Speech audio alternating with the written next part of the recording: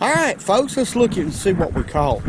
Caught these big old crappie real quick on a very simple method. This fish right here is almost very close to 15 inches. And we have some 14s in here, a couple of 14s, 13s and a halves. These are big crappie. One of the most simple and effective methods of fishing that I know. Well, good morning folks, it's Richard the Fishing Machine here. Beautiful morning here in the Tennessee Valley. Now we do have a few puffies in the air. It's supposed to rain today. In fact, 75% chance of rain. But today we're going to talk about fishing under bridges. From the bank. I'm getting a lot of requests about that, catching crappie from the bank. So this is going to be a perfect time to do that. Let's talk about what kind of tackle we're going to use. To begin with, this is a sow belly rod, 6.5 foot long, light action rod, light as a feather, and with it I have a Garcia Revo, not the Rocket, but the Revo. This is still a fast reel, folks. I believe it's a 6/8 and 1 gear ratio. On it, I have 6-pound test fluorocarbon line. 6-pound test. Now, let's talk about slip corking. One of the oldest techniques, but yet one of the most effective techniques they are of catching crappie. Been around forever. Simple rig, what you have right here. And this is very important. This is a size 6 Eagle Claw Aberdeen light wire panfish hook. It's easy to bend. And that's one reason why I'm using a 6-pound test line. 6 to 8-pound test line is what I recommend. But you do want a light wire hook, so if you get hung up, you can bend it. It'll bend out, and you won't lose your whole rig, because it takes a little time to tie one of these up. Not long, but a little bit of time. So that's real important when it comes to crappie fishing, is being able to have a hook like that, I believe. Next thing is the smallest split shot that you can get by with. And that's, see how small that is? What I mean by that, one that will carry your bait down quickly or quick enough to the depth that you need it. And another thing, the smallest slip cork that you can find, and that's about the smallest one I can find right there. Bought them at Wally World. I believe there's a 4 in a pack. You have a bead right here, and this bead, what's going to happen is that weight is going to carry that minnow down to the desired depth. That bead is going to slide in the line and hit that knot right there. And this knot right here can be adjusted. And I tie them myself, and all it is a simple uni knot. You can slide it up to cause your minnow to be deeper, or you can go back towards the float to shallow it up. I like that uni knot. Let me find the knot. There it is.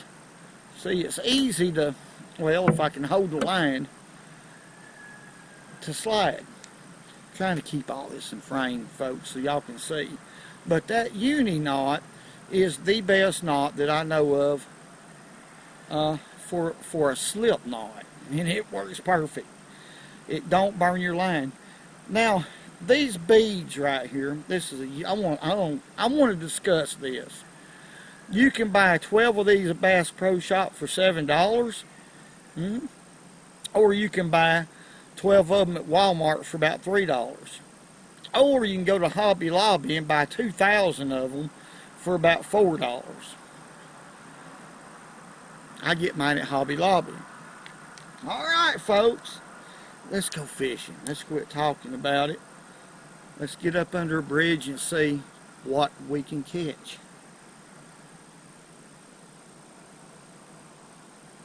Whoa! Alright folks, let's reach right here and get us one of these minnows. Right here, and let's go ahead and hook him up right there. Now I went through both lips. Normally I like to go through one lip. One lip's a lot better. But that's okay because these are toughies and they're tough.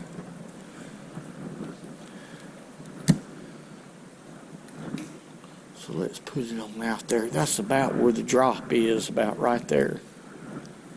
So I expect to get a bite there or possibly a little farther out. But what I got to figure out right now is the depth. That's what's going to be important. Once I figure out how deep they are, then we should start catching fish. Now I'm going to start off around 6 feet deep, and then I'm going to go to 8 feet deep. I don't know if y'all can see that court right there, but it's doing a little bit of bouncing. And that's from the Tuffy minnow. I love these minnows. They got a lot of action. They don't die near as quick as shiners do. To me, in my opinion, they rank supreme when it comes to crappie fishing. Is a good old Tuffy minnow. There he is. My.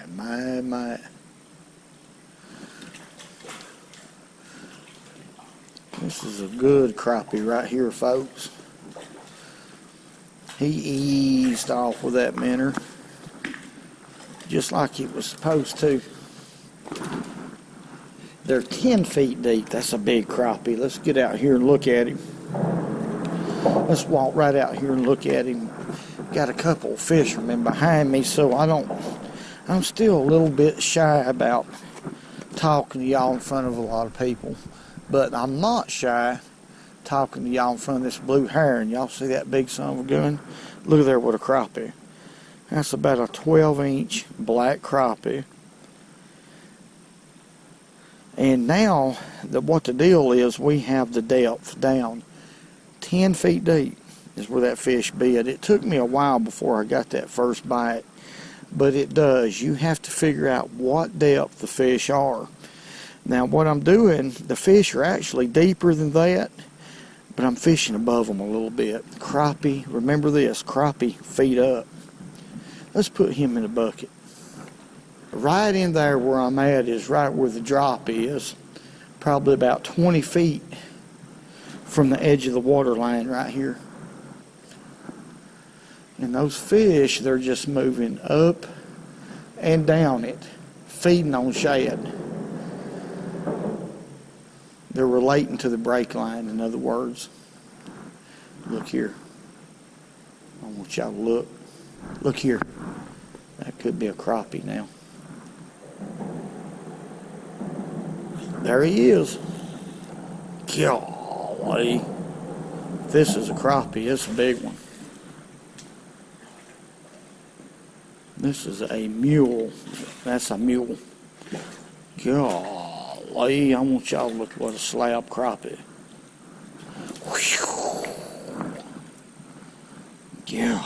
Golly. Let's get this one out here in the sun so y'all can see. Look what a big crappie. Now that is a good one. Big fillets on that fish. I know it's a little bit dark under that bridge, but that right there, folks, is what we're looking for right there. Big old crappie. I knew that was a big one when I stuck it. Now, it's not raining now. They said it would be raining like crazy today. It was 75% chance of rain. But I'm still glad that I'm fishing like this because it's something that most everybody can do. Them Tuffy minnows are strong swimming fish, folks. I mean, they're a strong minnow. I prefer them over shiners because they live a lot longer. They're a lot tougher and they move more most of the time. This is a good way to go about it. Once you find the depth, just stick with that depth until they quit biting, and then you're going to have to figure out what depth they went. A lot of times they'll go 4, 5, 6 feet deeper. Crappie are so unpredictable. Sometimes they can come way up we're getting a bite right here. Watch that float. There he is. Golly, another mule. I can't tell y'all how this fish is pulling. Whew. My goodness. Let's get him on up here. Get on up here. That's a big crappie right there too. I'm gonna tell y'all what happened. Did y'all see how hard that fish was pulling? And then he just quit. That was an instinctive reaction from this crappie. Now there was a bass behind him, about 4 or 5 pounds. I seen him, big largemouth. Now there's no way that largemouth could eat this fish, but what that fish done was an instinctive behavior. He just quit. He just quit pulling and everything, because it's just, I've had that happen a lot of times. I can't explain it, but I wish that old bass would go on, because there's some big crappie up under here right now. I mean big ones. Let's put him in a bucket. My. Whew. Okay, folks, let's put this toughie on right here. Now, they're tough. So what I do is I go, on a toughie minnow, I'll go through both lips, but pretty deep, because if you don't, they'll come off. Almost between his eyes right there is where I want that hook point to come out. Alright, let's throw it right there and let that split shot carry that minnow on down there. Around 10 foot deep. I'm back in the same place right there. Look here. There he is. Big crappie right here. Another slab. Now I want y'all to look. I can't tell y'all how this fish is fighting. Let me loosen my drag off. This is a true crappie right here. Big son of a gun. My. Golly, let's get him over here.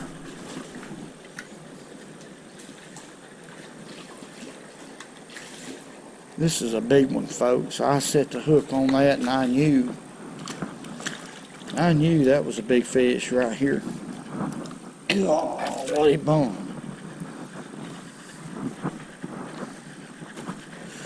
I tell you what, I don't know what. That is a huge crappie right here, folks. You talking about a big one? This is it. Let's take a look at him.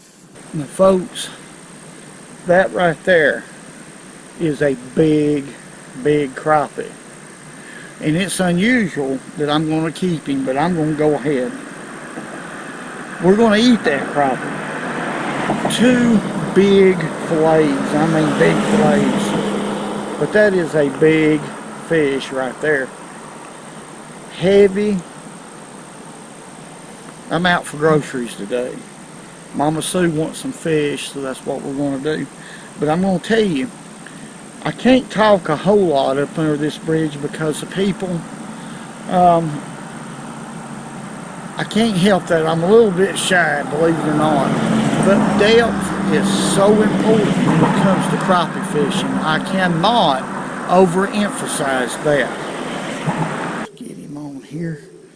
But it seems like this size right here, which is about 2 inches long, is the size they want to hit the quickest. And that's why 2-inch crappie jigs work well. That's my favorite size. Day in, day out. Unless they're real finicky, then I'll go to a smaller jig. But we're minnow fishing right now. The 2-inch minnows is the ones that they're biting the best. One thing about crappie fishing, when you're fishing this way, folks, when you get that depth just right and you're catching fish in the area, it's hard to get a minnow on quick enough and get it right back out. Same place again. Especially when they're mules like this. Now, I mean, these are big crappie. These ain't little babies. But we didn't get a bite that time. So what that means is these fish has moved somewhere. They've either moved out or in or to the left or to the right. So I'm just going to let this float just drift down, and maybe we'll find them this way. If we don't, I'll actually go on up here and cast out that way and let it drift back, but we'll find them again. And, well, they may come right back. They're just milling around out there, moving around. There he is, folks. God, he sunk that doggone float so slow and easy. Yet another big crappie. Golly. Mule. I'm talking about every one of these fish. I've used the word too much, but it's a fact. Every one of these are just big crappie. Golly. Y'all need to see this. I want y'all to take a look at that. My goodness, every time I get bit, it's a big one. Every single fish I've caught right here has been huge. You don't always need a boat to have fun out here in God's great outdoors that He provided for us. Let's put him in the bucket. I'm tore up. I want to scream so bad. Y'all know me, but I can't. I'm having to restrain it. Alright, folks, let's look and see what we caught. Caught these big old crappie real quick on a very, very simple method. This fish right here is almost very close to 15 inches. And we have some 14s in here, a couple of 14s, 13s and a halves. These are big crappie. One of the most simple and effective methods of fishing that I know.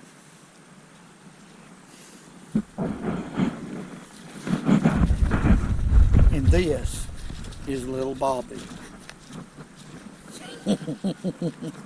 Little Bobby. Folks, I got to get busy cleaning these fish for Mama Sue Bob Alexander hosting Howard Cortez. Got to get it done so we can have some supper tonight.